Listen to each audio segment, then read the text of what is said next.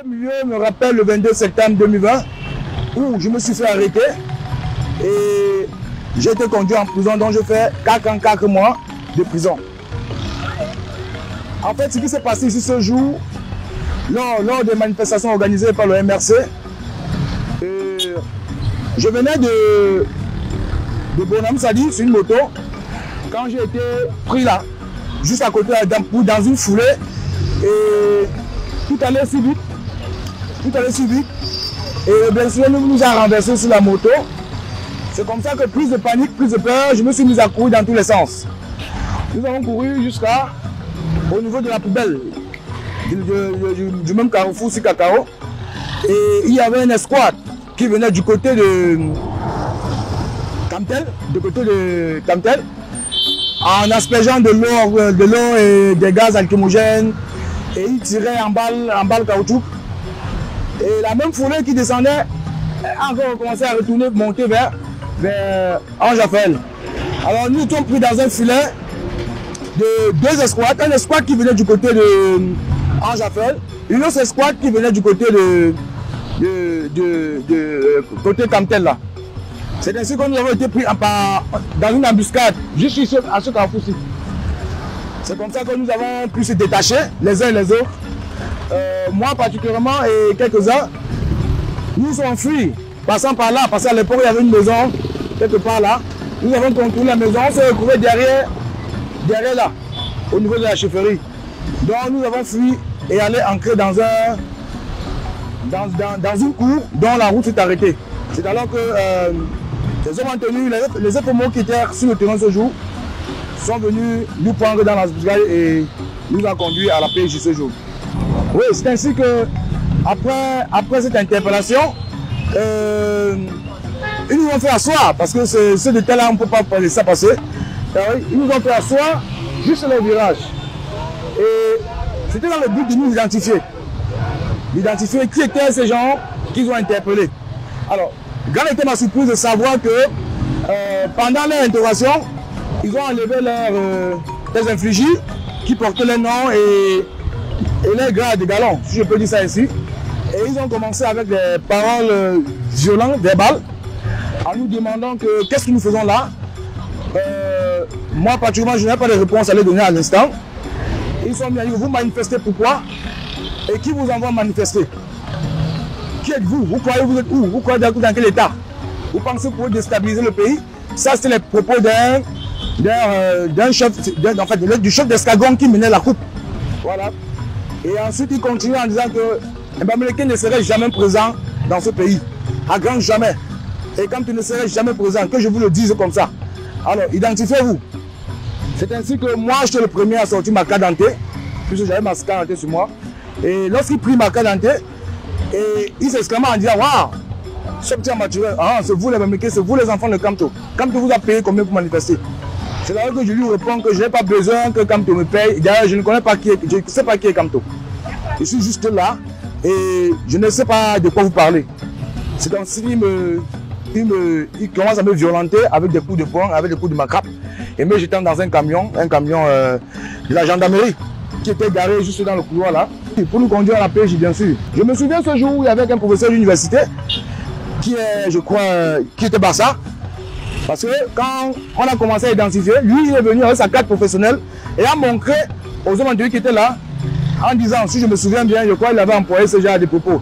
Il a dit, Maïen Bassa, Maïen professeur université, en racontant qu'il enseigne quelque part au campus de ici.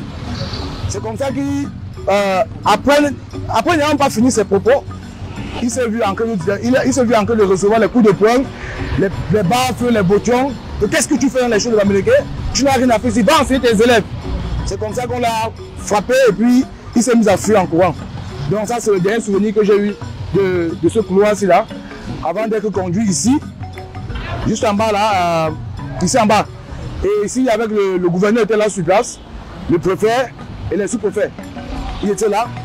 J'ai essayé de me rapprocher vers les autorités en leur disant que je viens de subir du tribalisme en temps réel. Voilà, je viens de me faire arrêter parce que je suis Mbamileke. Et il y avait un commissaire qui est venu soudain me repousser, me crimballer devant le gouverneur. Avant mon arrestation, j'étais mécanicien automobile. J'exerce dans le domaine de la mécanique. Je suis mécanicien de profession, de formation. Je me battais au niveau de Saab, Hôtel Boa. C'est là-bas que j'exerçais mon petit métier avant d'être interpellé. C'est là-bas que je vous conduis pour que vous voyez ce qu'il en reste du domaine que j'avais loué pour exercer mon petit. Et il faut rappeler que avant mon arrestation, je venais à peine de me lancer dans la mécanique. Je venais à peine de me lancer. Je venais à peine de commencer à exercer le métier même. Ça ne faisait pas 2 ans ou 1 an là que je venais finir ma formation. Donc 2020 était comme ça la deuxième année, ma deuxième année, dont j'exerçais en tant que métier professionnel. Oui, il y a eu beaucoup de séquelles. On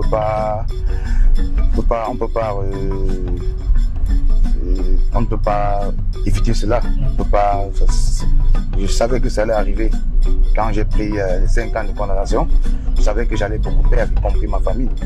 Déjà, de notre côté, de ma grande famille, beaucoup de membres de ma famille m'ont abandonné, m'ont laissé tomber parce que j'avais embrassé le côté MRC, le côté de la lutte. Et j'ai fait face à tout ça. Et côté familial, bon, moi, je suis un père de 3 enfants. Et lorsqu'on m'arrête, ma femme était enceinte de 7 mois. Donc l'enfant est né quand j'étais en prison. Donc vous pouvez imaginer la psychose que ça peut faire. Dès que l'on a des enfants et que même le nouveau-né arrive, tu n'as pas la possibilité de le voir. C'était très compliqué même. Découvrir l'enfant était alors très grand. Oui, comme je le disais tout à l'heure là, c'était déjà mon garage ici avant que je n'aille en prison. Bien que quand je n'aille en prison, j'étais encore dans mes débuts. J'étais encore un peu... je venais à peine de commencer ici. Et je ne m'étais même pas encore fait connaître dans le domaine, dans le secteur. Bon, et c'était quand même prospère déjà parce que j'avais déjà un carnet d'adresse bien chargé. Il y avait déjà beaucoup de personnes qui me suivaient, qui m'appréciaient, qui appréciaient ma façon de travailler. En fait, je me voyais déjà, j'avais une vision et un avenir. Bon, dommage que ça a été brisé par la prison. Cette prison m'a brisé, ça a brisé mes rêves du côté professionnel. Ça m'a brisé, c'est juste là maintenant que je suis en train de me battre. Je suis en train de vouloir tout faire pour retrouver l'engouement que j'avais avant, pour remettre mes activités en ordre. Monsieur, créer une photo, ça ne peut pas être facile. Il faut beaucoup de moyens, il faut beaucoup d'argent pour relancer. Même au niveau administratif, vous savez, nous sommes encore ici dans l'informel. Alors maintenant, je pense qu'il faut que je passe de l'informel au formel. Et tout ça coûte beaucoup. Et je n'ai pas cet argent là maintenant pour réaliser ce côté-là. Bon. La seule chose que j'ai actuellement, c'est la foi et l'espoir que tout ira mieux d'ici là.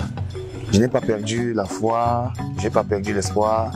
Je sais que l'après-prison est difficile. C'est même la partie la plus compliquée quand tu sors de prison. Surtout quand tu reviens de prison après 4 ans, 4 mois comme moi.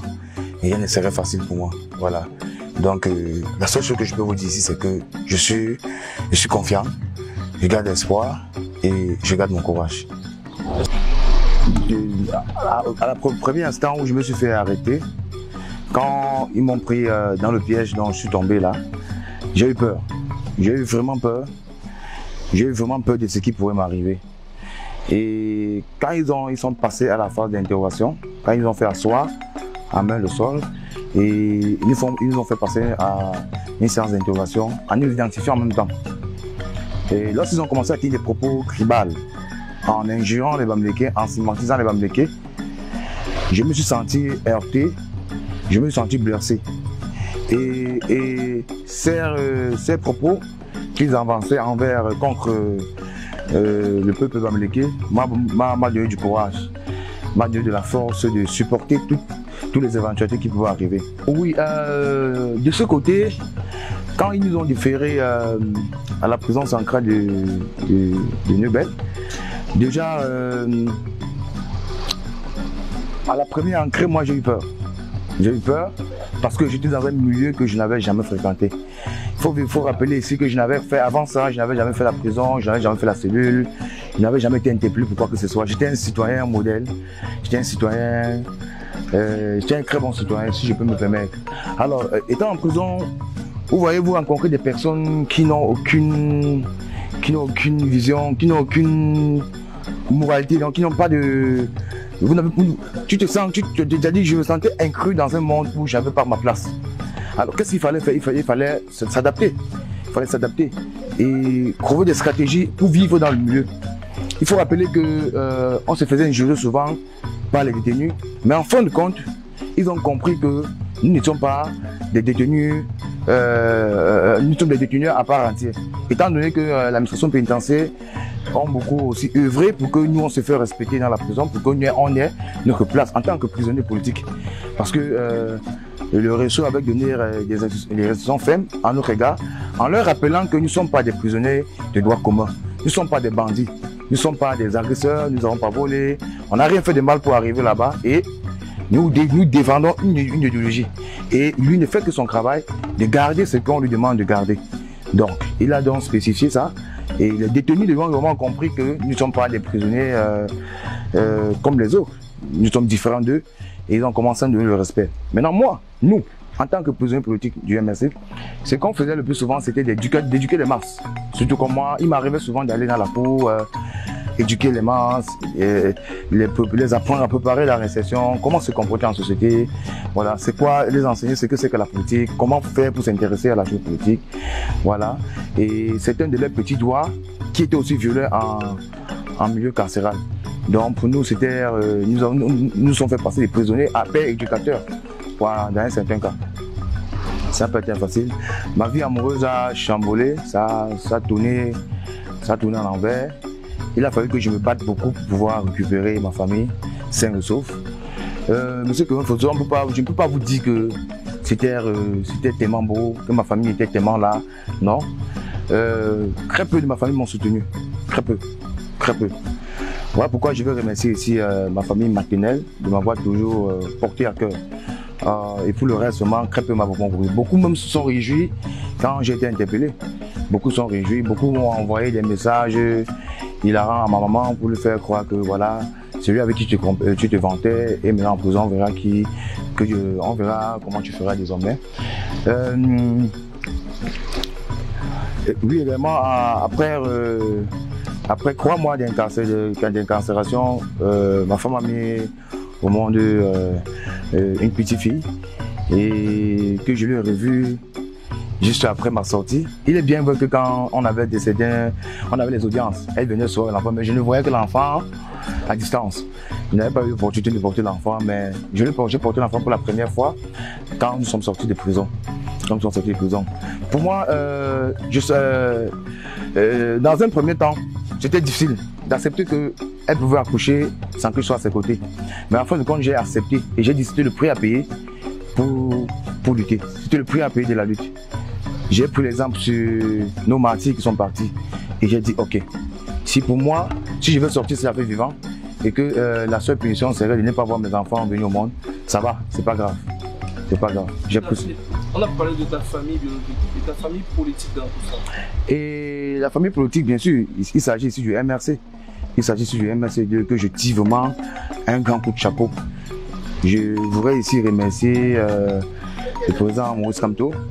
Je voudrais ici remercier avec tous les militants et sympathisants du MRC pour tout ce qu'ils ont fait. Tout ce qu'ils ont fait pour nous, tout ce qu'ils ont fait pour soutenir les prisonniers politiques. Je voudrais également remercier la diaspora qui a beaucoup œuvré pendant notre séjour carcéral. Ils ont toujours été là pour nous, ils prêtaient toujours une oreille à nous écouter, à nous apporter du soutien moral et financier et tout ce qui allait avec. Donc je les remercie vraiment beaucoup. La plus grande expérience que j'ai retenue durant ce séjour carcéral,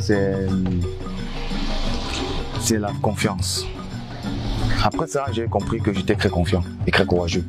Et ce que je voudrais dire ici à la jeunesse camerounaise, tout comme moi, c'est de croire en ce qu'ils en ce qu'ils pensent. C'est de ne pas laisser les débats haineux, les débats de haine, la distraction, en fait, qu'ils ne passent pas à côté de l'essentiel. Parce que l'essentiel pour nous, c'est de construire le Cameroun et de donner et de revoir la jeunesse être autonome. Moi, en tant que jeune entrepreneur, qui d'ailleurs a déjà tout perdu, je garde la foi et je garde l'espoir que tout ira mieux. Et je demande à tous les jeunes de s'investir et de s'engager en politique parce que la politique, c'est une affaire de tous. C'est une affaire de chacun. Et chaque citoyen camerounais devrait s'engager pour le changement dans ce pays. Il faut rappeler ici que à ma sortie, nous avons laissé deux détenus qui continuent à purger la peine de 5 ans. Il faut rappeler que nous sommes 5 au départ qui avaient été condamnés à 5 ans en prison ferme. Et après après l'appel, pendant l'appel, au cours d'appel, nous avons été acquittés. Nous avons acquitté des chefs d'accusation qui portaient insurrection, rébellion et manifestation non autorisée. Le juge de la cour d'appel a retenu juste les manifestations non autorisées et il nous a condamnés à 6 mois de prison, ayant passé 44 mois en prison. Donc nous avons laissé ici John Tenamou et Ngoufa Alain, 2 papas âgés à la cinquantaine, qui sont restés et qui sortiront jusqu'en septembre 2025.